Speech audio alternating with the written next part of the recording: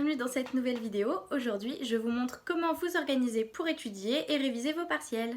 Donc moi, je sais que mes partiels étaient cette semaine, donc je filme cette vidéo, on doit être le 22 avril, donc j'avais mes partiels du 20 au 22. Dû au confinement, ils ont été un peu réduits, on a passé un peu plus de contrôle continu. Mais j'ai tout de même eu des partiels à distance, donc je me suis dit pourquoi pas faire une vidéo là-dessus et vous aider vous aussi à réviser pour vos partiels. Voilà, donc je suis en école de commerce, je sais pas si je l'avais déjà dit dans une vidéo.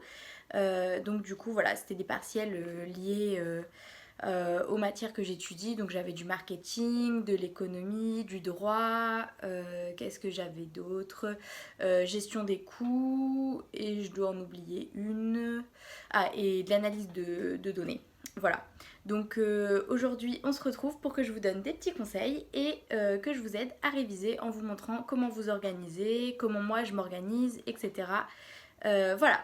Première étape très très importante pour vos révisions, vous devez tout d'abord rassembler tous vos cours par matière, trier, ranger vos cours, imprimer tout ce que vous avez imprimé, les documents que vous allez devoir revoir et étudier, vos cours que vous n'avez pas eu le temps d'imprimer, et pensez à bien tout mettre au même endroit et à trier par matière. C'est très très important, ça va vous faciliter la vie dans vos révisions, et pour faire vos fiches, ce sera beaucoup plus simple d'avoir tout rassemblé et avoir tout trié par matière. Vous pouvez utiliser des porte-vues, moi c'est ce que je fais souvent, ou vous pouvez utiliser aussi des espèces de pochettes plastiques, je sais plus comment ça s'appelle, mais vous savez les petites pochettes plastiques avec juste un petit onglet que vous pouvez glisser, etc. C'est hyper pratique. Ou alors des pochettes en carton, ou le système que vous préférez. Mais en tout cas, rassemblez vos cours, imprimez tout ce que vous avez à imprimer avant de commencer vos révisions, et comme ça ce sera beaucoup plus simple et vous gagnerez du temps. Alors il y a toujours deux écoles là-dessus, les gens qui aiment faire des fiches et les gens qui n'aiment pas faire des fiches. Personnellement j'adore faire des fiches, j'en ai fait depuis que j'étais en 4ème je crois, donc à chaque fois je fiche tous mes cours, toutes les matières.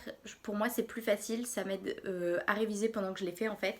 J'apprends déjà mon cours et je trouve ça plus simple après pour réviser justement quand on a tout fiché. C'est beaucoup plus pratique parce qu'on a vraiment que ce qu'il faut qu'on retienne.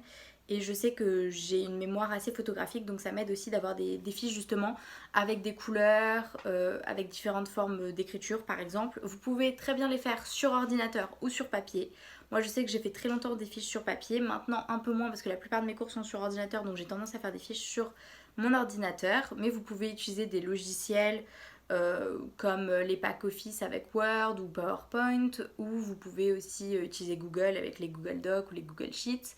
Vous pouvez aussi utiliser pour faire vos fiches d'autres logiciels. Moi par exemple j'utilise aussi mon logiciel Mac pour donc Pages ou Keynote. Après c'est libre à vous.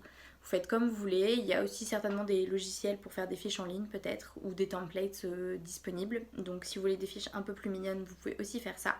Mais pensez bien à ce que ce soit vos fiches et n'essayez pas de vous approprier par exemple les fiches des autres.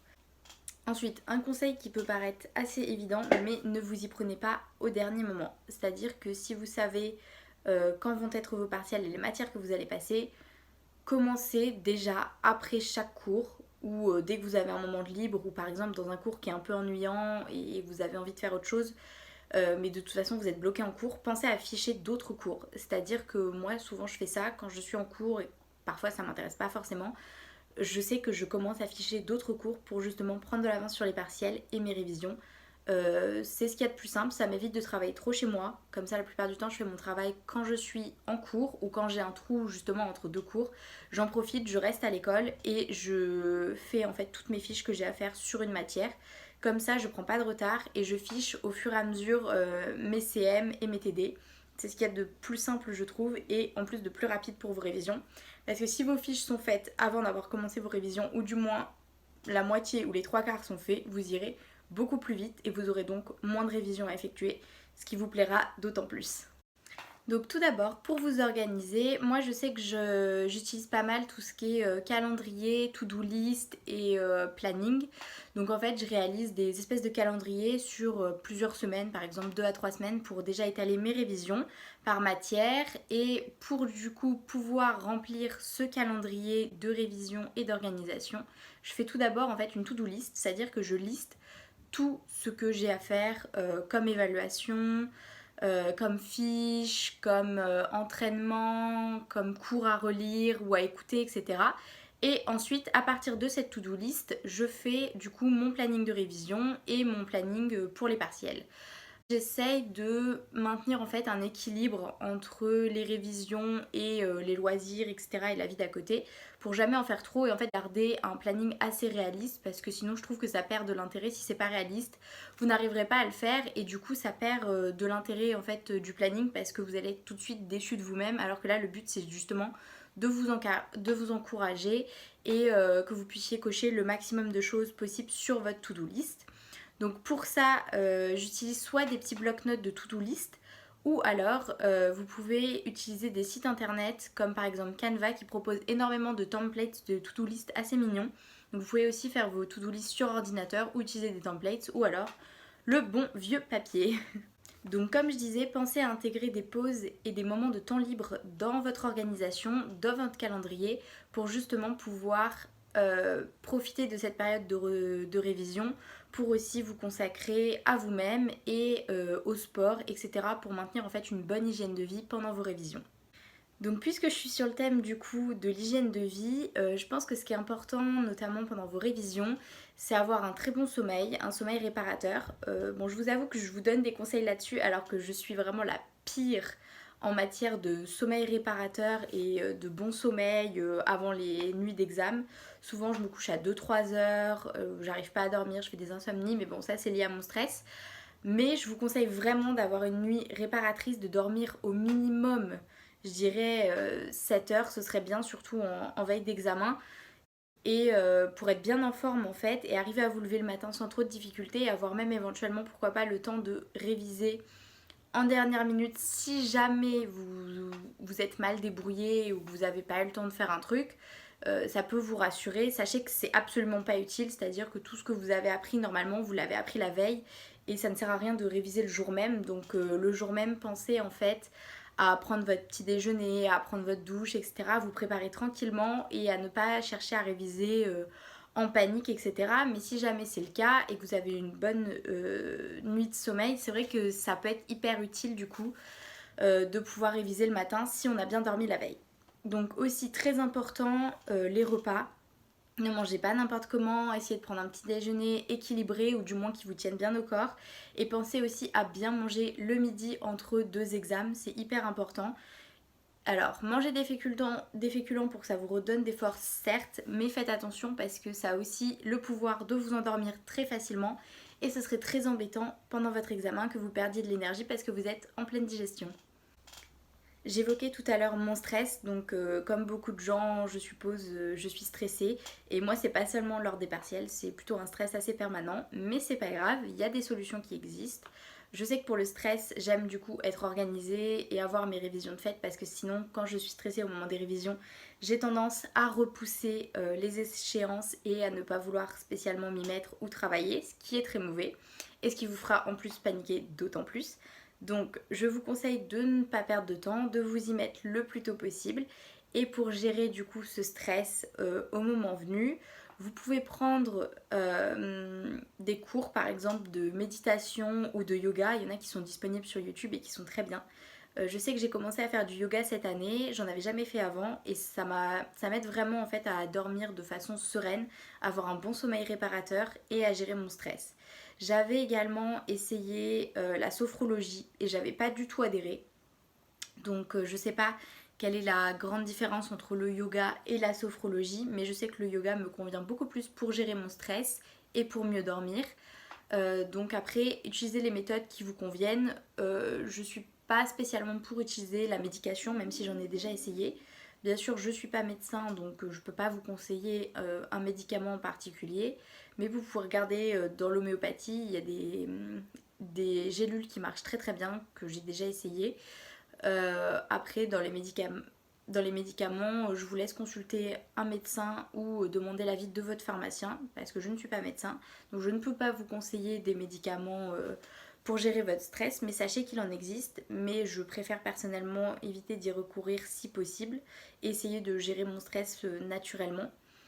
N'essayez pas justement de cacher en quelque sorte votre stress, évacuez-le.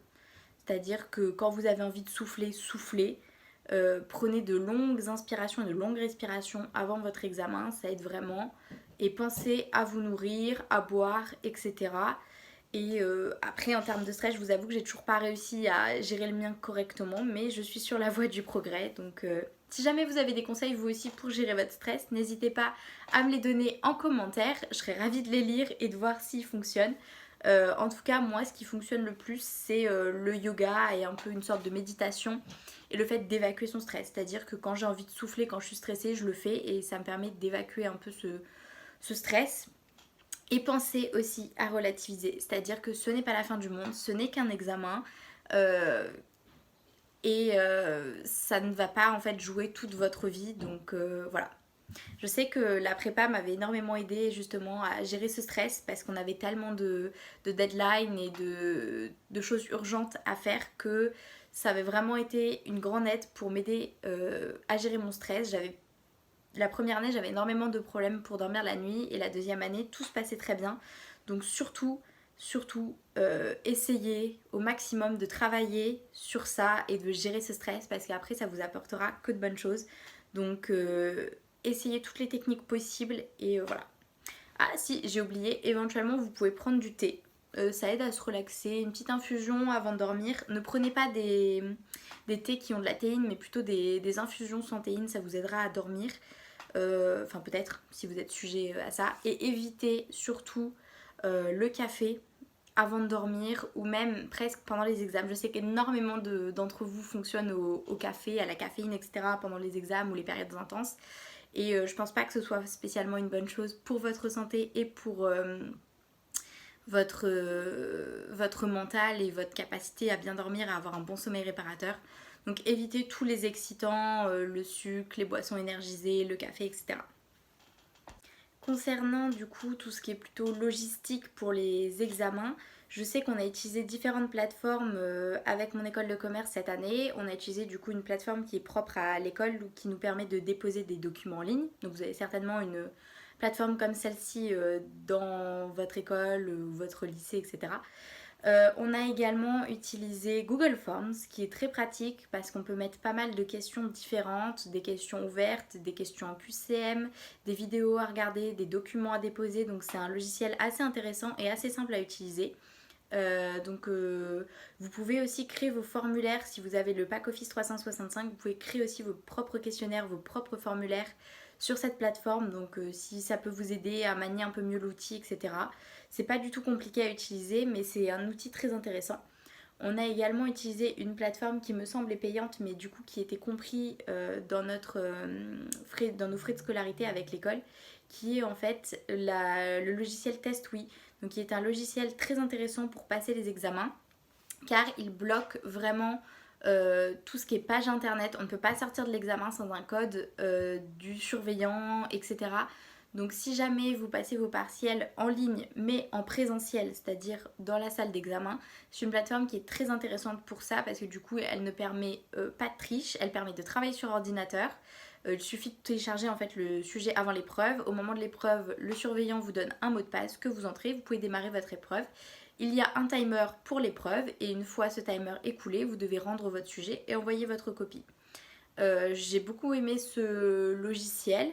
Après, ici, en temps de confinement, il ne fonctionnait pas parce qu'on devait du coup avoir des mots de passe de surveillants, etc. Donc ça compliquait les choses. Donc ils ont décidé dans mon école d'utiliser Google Forms majoritairement et la plateforme spécifique à notre école pour déposer des sujets, qui est aussi un outil pédagogique très intéressant. Encore chose très importante, pensez à vous entraîner sur des annales ou des sujets passés. Souvent c'est ce qu'il y a de plus intéressant en termes de vérification de vos connaissances et de vos révisions parce que vous allez pouvoir savoir où vous en êtes exactement, ce qui vous reste à travailler et vos faiblesses. Donc je sais que vous entraînez sur des QCM par exemple qui vous sont envoyés par vos profs, etc. Ou vous créez vos propres petites questions pour tester vos connaissances ou vous faire même interroger par un proche, etc. pour vous aider.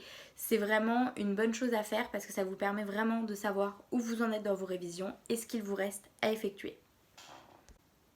Voilà, c'est la fin de cette vidéo. J'espère qu'elle vous a plu. N'hésitez pas à me dire en commentaire ce que vous faites pendant vos révisions, votre organisation, etc., vos petits rituels. J'espère que cette vidéo vous a plu. N'hésitez pas à laisser un petit like et à vous abonner à ma chaîne si ce n'est pas déjà fait. Vous pouvez également mettre la petite notification en cliquant sur la petite cloche. Et je vous retrouve très vite dans une nouvelle vidéo.